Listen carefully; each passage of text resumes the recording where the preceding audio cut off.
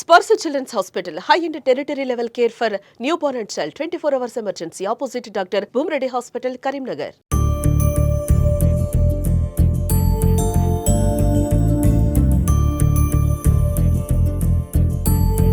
Hi hello నమస్తే, welcome to Suman TV Karimnagar. నేను లావణ్యారెడ్డి. మనం చూస్తుంటాం, ప్రభుత్వ పాఠశాలలో చదివే పిల్లలకి టీచర్స్ చాలా రకాలుగా నేర్పిస్తుంటారు. వాళ్ళని ముందుకు తీసుకురావడానికి విభిన్న రకాల ప్రయత్నాలు చేస్తూ ఉంటారు. సో ఆ పిల్లల్లో ఒక ఉత్సాహాన్ని నింపేందుకు చాలా ప్రయత్నాలు చేసి వాళ్ళని ఒక ముందుకు తీసుకురావడానికి చాలా రకాలుగా కృషి చేస్తూ ఉంటారు. సో ఈరోజు మనం అలాంటి ఒక డైనమిక్ మేడం దగ్గరికి రావడం జరిగింది. సో ఎవరా మేడం అంటే, మేడం పేరు సునీత ప్రయాకర్ రావు. గట్టుదుద్దనపల్లిలో గవర్నమెంట్ స్కూల్లో మేడం స్కూల్ అసిస్టెంట్ హిందీగా వర్క్ చేస్తున్నారు. సో మేడం ఎంత అప్రిషియేట్ విషయం ఏం చేశారు అనుకుంటున్నారు కదా మీరందరూ. మేడం హిందీ పండిట్గా వర్క్ చేస్తున్నారు కదా. సో పిల్లలందరికీ ఒక అప్రిషియేషన్ లాగా వాళ్ళందరితో స్టోరీస్ రాయించారు మేడం. ఒక్కొక్క అమ్మాయి నుండి అబ్బాయి నుండి కానీ స్టూడెంట్స్ నుంచి స్టోరీ రాపిచ్చి అవన్నీ కూడా అటు హిందీలో ఇటు తెలుగులో మొత్తం ఒక బుక్లెట్ లాగా తయారు చేసి వాటికి ఒక బుక్ రూపాన్ని తీసుకురావడం జరిగింది. అదే హరివిల్లు కథా సంకలనం. హిందీలో చూసుకుంటే ఇంద్రధనస్సు కహానీ సంగ్రహ అనమాట. సో ఈ బుక్ టోటల్ ఆ పిల్లలతో ప్రింట్ చేయించడం జరిగింది. అంటే ఆ పిల్లల స్టోరీస్ అన్ని దీంట్లో ప్రింట్ చేయబడ్డాయి అనమాట. సో పిల్లలు ఎంత హ్యాపీ ఫీల్ అవుతారో మీకు తెలుసు. వాళ్ళలో ఒక జోష్ వస్తుంది, మేము రాసిన స్టోరీ పలానా బుక్లో ప్రింట్ అయింది, మేము కూడా స్టోరీస్ రాయగలిగినాం అనే ఒక సెల్ఫ్ కాన్ఫిడెన్స్ వస్తుంది పిల్లలకి. సో ప్రస్తుతం అంతా మేడం ఉన్నారు, మేడం మాటల్లో విందాం. మేడం నమస్తే. నమస్తే మేడం. మీ పేరండి, డిజిగ్నేషన్? నా పేరు సునీత ప్రయాకర్ వాసుని అనేది నా కలం పేరండి. నేను జెడ్పీహెచ్ఎస్ గట్టుదుద్దన్నపల్లి మానకొండూరు మండలంలో కూడా నేను పనిచేస్తున్నాను.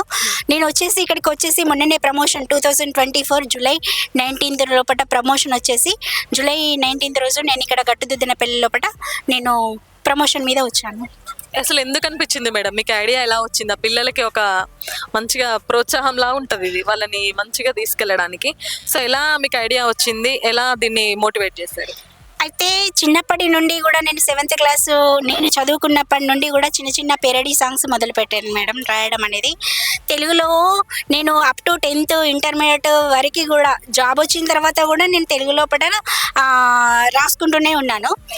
కానీ కొన్ని సంవత్సరాల ఒక 4 సంవత్సరాల ముందు వరకు 2020 కంటే ముందు కరోనా వచ్చిన పీరియడ్ లోపల పిల్లల గురించి కూడా నేను అన్ని రకాలైనటువంటి యూట్యూబ్ లోపల లెసన్స్ ప్రతి ఒక్క 6th to 10th వరకు ఆల్ లెసన్స్ కూడా ఉన్నటువంటి ప్రతి బుక్లో 12 లెసన్స్ ఉంటాయి. ఆ 12 లెసన్స్ కూడా యూట్యూబ్ ఫ్రీగా ఉండకుండా అటు లెసన్స్ కూడా ఒకసారిగా కూడా పిల్లలందరికీ కూడా మొత్తం యూట్యూబ్లో పెట్టేసి కూడా అట్లా అనేది సక్సెస్ అయింది.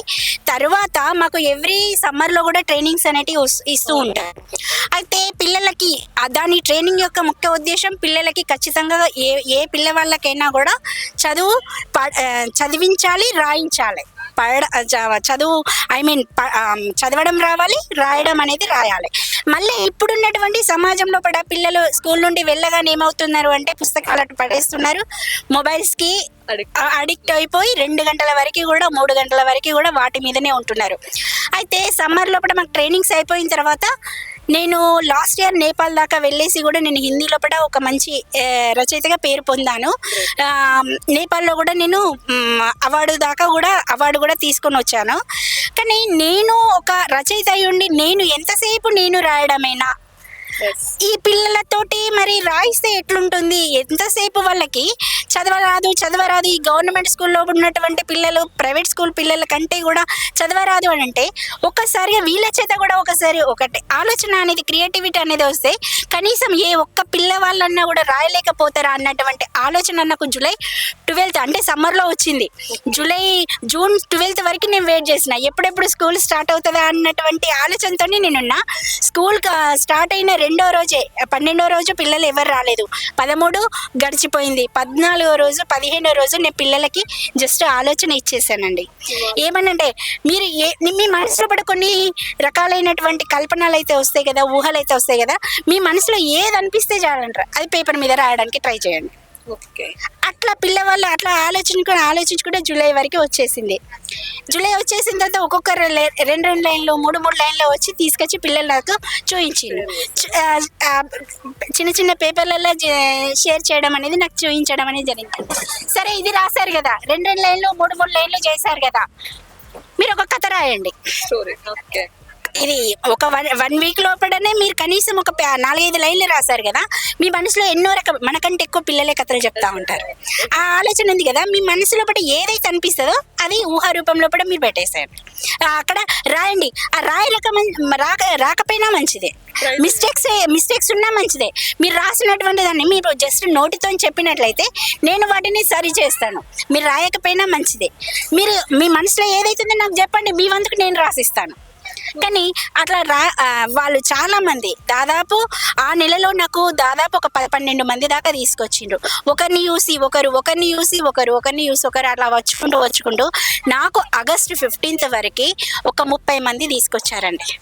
ఇప్పుడు ఈ మీ బుక్ హరివిల్లు బుక్ లో ఎంతమంది స్టూడెంట్స్ రాశారు మేడం కథలు? 32 మంది ఉన్నారండి. ఈ ప్రింటింగ్ అంతా మీరే చూసుకున్నారు? నేనే చూసుకున్నాను. ఇదంతా నా వ్యక్తిగతమైనటువంటి బాధ్యతని.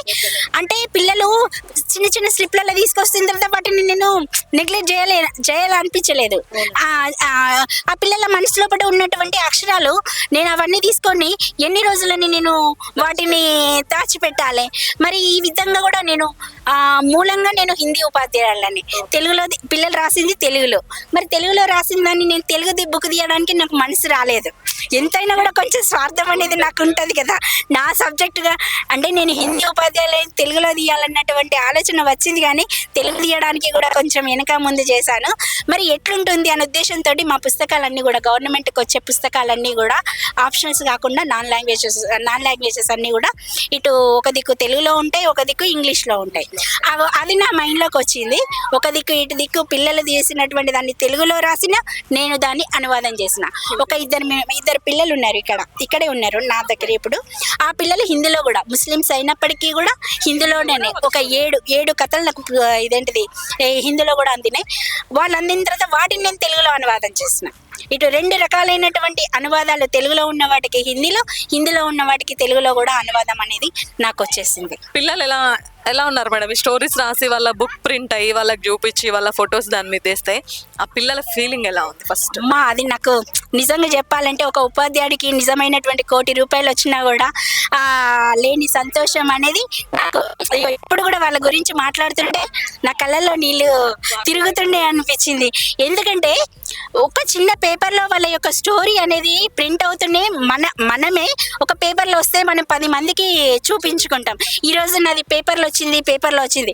అట్లా ఈ 32 మంది పిల్లలు ఈ బుక్ కూడా నేను పెద్ద అధికారుల తోటి నేను ఇనాగ్రేషన్ చేయలేదు. నేను స్కూల్లోనే నేను మా హెచ్ఎం సార్ తోటి నేను ఇనాగ్రేషన్ చేసిన.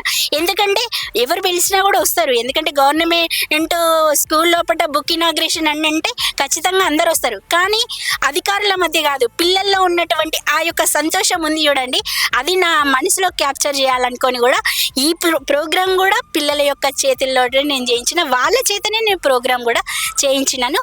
అది వాళ్ళ యొక్క 1 కోటి రూపాయలు, నేను 1 కోటి రూపాయలు పెట్టలేనటువంటి సంతోషం అనేది వాళ్ళ ముఖాల లోపల ఈ బుక్ ఇనాగ్రేషన్ రోజు ఈ పుస్తకము వాళ్ళ చేతుల్లో చూస్తే నా కళ్ళు కూడా చెమ్మగిల్లనటువంటి పరిస్థితి అప్పుడు నాకు కలిగింది మేడం. మీలాంటి టీచర్స్ అనేది చాలా అవసరం. Really great madam. Thank you. ప్రస్తుతం మనకి ఇప్పుడు మేడం హరివిల్లు కథ సంకలనం ఆ బుక్ లో స్టోరీస్ రాసిన స్టూడెంట్స్ అందరూ కూడా మనతో ఉన్నారు. గట్టిదిద్దనపల్లి ప్రభుత్వ పాఠశాలకు చెందిన విద్యార్థులు వీళ్ళందరూ.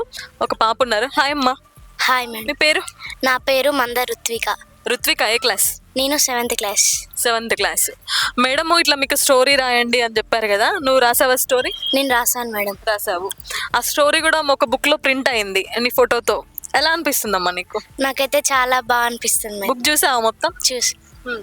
మీ ఫ్రెండ్స్ రాసిన స్టోరీస్ అన్ని కూడా ప్రింట్ అయ్యాయి మేడం. ఎలా అనిపిస్తుంది? నాకైతే చాలా సంతోషంగా అనిపిస్తుంది. హ్యాపీగా అనిపిస్తుంది. ఇంకా ఫ్యూచర్ లో ఎప్పుడైనా స్టోరీ రాయాలంటే రాయగలుగుతావా? నువ్వు ఏదైనా స్టోరీ రాయగలుగుతా. ఆ కాన్ఫిడెంట్ వచ్చిందా? వచ్చిందా? Thank you. నీ పేర్రా? వైష్ణవి టీచర్. వైష్ణవి ఏ class? 6th class. 6th class. నువ్వు స్టోరీ రాసావా? రాసిన మేడం. బుక్ ప్రింట్ అయింది, బుక్ లో చూసుకున్నావు, ఎలా అనిపిస్తుంది? నాకు చాలా సంతోషంగా ఉంది మేడం. ఇంకెప్పుడైనా ఒక స్టోరీ రాయాలమ్మా వైష్ణవి సబ్జెక్ట్ ఇచ్చి అంటే రాస్తావా? రాస్తా. ట్రై చేస్తావు? చేస్తా. కాన్ఫిడెంట్ ఉంది? హాయ్ నాన్న. Hi madam. What's your name? मेरा नाम मोहम्मद शानुद्दीन. शानुद्दीन. हिंदी में बात करता है? तू स्टोरी लिखा ना उस बुक में, कैसा है? खुश है. ఇంకెప్పుడైనా ఫ్యూచర్ లో ఒక స్టోరీ రాయాలి అంటే ఎలా రాయగలుగుతావా? लिखता. ఎలా దేంట్లో రాసావు నువ్వు స్టోరీ? తెలుగులో రాసావా, హిందీలో రాసావా? హిందీ. హిందీలో రాసావు నువ్వు. అందరు తెలుగులో రాసారు, మీరు హిందీలో రాసావు. ఉమ్. ఇప్పుడు చాలా మంది చెప్తుంటారు, ప్రైవేట్ స్కూల్ పిల్లలు చూస్తుంటావు కదా, చాలా యాక్టివిటీస్ లో పాల్గొంటా ఉంటారు. గవర్నమెంట్ స్కూల్ పిల్లలు వచ్చేసరికి యాక్టివిటీస్ తక్కువ, వీళ్ళకి కొంచెం రాదు అని ఎక్కడో ఒక చిన్న చూపు ఉంటుంది. చూస్తుంటావా నువ్వు? ఐడియా ఉందా? ఇప్పుడు మీరు ఇట్లా స్టోరీ రాసి మేడం మీ అందరి కోసం ఒక బుక్ ప్రింట్ చేస్తే ఎలా అనిపిస్తుంది నాన్న? నీకు కాన్ఫిడెంట్ వచ్చిందా? సంతోషం మేడం. Happy madam. స్ట్రాంగ్నెస్ వచ్చిందా? వచ్చింది మేడం. ఏ క్లాస్ చిన్న నువ్వు? 7th madam. 7th. Okay, good. So చూస్తున్నారు కదా, పిల్లల్లో కూడా ఆ కాన్ఫిడెంట్ చాలా వచ్చింది. సో మనం ఎవరమైనా కూడా నార్మల్గా మన గురించి చిన్న పేపర్లో ఒకటి ఏదైనా వస్తే కూడా చాలా హ్యాపీగా ఫీల్ అవుతాం. అబ్బా దాన్ని 10 సార్లు చూసుకుంటాం, మొబైల్లో కానీ ఏదైనా ఉన్నా దాన్ని తిప్పి చూస్తూ ఉంటాం. అట్లాంటిది ఈ ఏజ్లో ఈ పిల్లల స్టోరీస్ ఒక బుక్లో మేడం ప్రింట్ చేసిస్తే ఆ పిల్లలకి ఎంత హ్యాపీగా ఉంటుంది. ఆ బుక్ని ఆ పిల్లలు ఎన్ని పదే వాళ్ళ ఫొటోస్తో పాటు దీంట్లో ప్రింట్ చేయడం జరిగింది. ఆ స్టోరీ దగ్గర వాళ్ళ ఫోటో ఉంది, మళ్ళీ బ్యాక్ సైడ్ ఆ రాసిన స్టూడెంట్స్ అందరి ఫోటో కూడా ఉంది. సో ఈ బుక్స్ చూస్తే ఆ పిల్లల్లో కాన్ఫిడెంట్ వస్తుంది. సో మేము ఏమైనా చేయగలమని ఒక ధైర్యం వస్తుంది. వాళ్ళకి ఇంకా బెటర్ ప్రోత్సాహం అనమాట. ఇంకా ముందుకెళ్ళడానికి ఇది ఒక మైల్ రాయి లాగా ఉంటుంది ఆ పిల్లలకి కూడా. So great. ప్రభుత్వ పాఠశాల టీచర్స్ కూడా ఇలాంటి మంచి కార్యక్రమాలతో పిల్లల్ని ముందుకు తీసుకొచ్చి వాళ్ళలో ధైర్యాన్ని నింపే కార్యక్రమం ఇది రియల్గా వెరీ అప్రిషియబుల్ అనమాట. ఆ పిల్లలందరూ కూడా ఈరోజు మనం వీడియో తీసుకుందామంటే ఎంత చక్కగా వచ్చి కూర్చున్నారో చూడొచ్చు. వీళ్ళందరూ పిల్లలు అంత హ్యాపీగా వచ్చారు. సో రియల్లీ గ్రేట్ థింగ్ ఇది. సో ఇంకా ఈ పిల్లలు ఇంకా ముందుకెళ్ళాలి, ఫ్యూచర్లో ఇంకా మంచి స్థానాలు అధిరోహించాలని మనస్ఫూర్తిగా మన సుమన్ టీవీ నుంచి ప్రత్యేకంగా కోరుకుంటున్నాం వీళ్ళ కోసం. మనం వన్ ఆఫ్ ద పేరెంట్ ఉన్నారు మనతో. మేడం నమస్తే. నమస్తే మేడం. పేరండి? మమత గారు. మీ పాప ఏ క్లాస్? 7th క్లాస్ పాప రుత్విక. ఈ అమ్మాయినా? ఓకే.